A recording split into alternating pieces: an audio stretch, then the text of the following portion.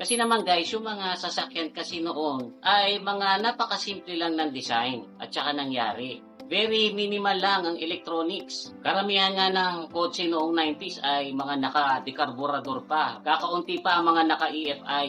May mga modelo rin noon na walang power steering. Kakaunti pa noon ang mga naka-power window.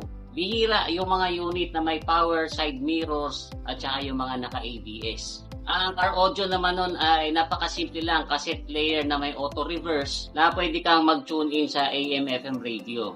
Analog ang mga controls ng aircon, tapos analog din ang mga panel gauge. Ang standard na safety features naman noon ay mga seatbelts lang. Yung mga high-end lang ang merong airbags. At sa totoo lang naman guys, kung patibayan rin lang ang pag-uusapan, ay hindi mananalo yung mga electronics sa analog. Kasi guys, yung mga analog, bukod sa napakatibay niyan, ay napakadali ring gawin o remedyohan kung sakaling magloko or masira. Kaya nga karamihan ng mga car owners noon, kapag may mga nasisirang mga pyesa, ay kanya-kanyang DIY lang. At pagka hindi kayang i-DIY, nadadali na yan ng mga talyer sa tabi-tabi. Kasi guys, pagka analog ang pyesa, ay para ka lang nagbubuo ng Lego. Which is na-enjoy din naman namin noon kasi kasama yan sa pagiging car owner noon, yung matuto kang magkalikot.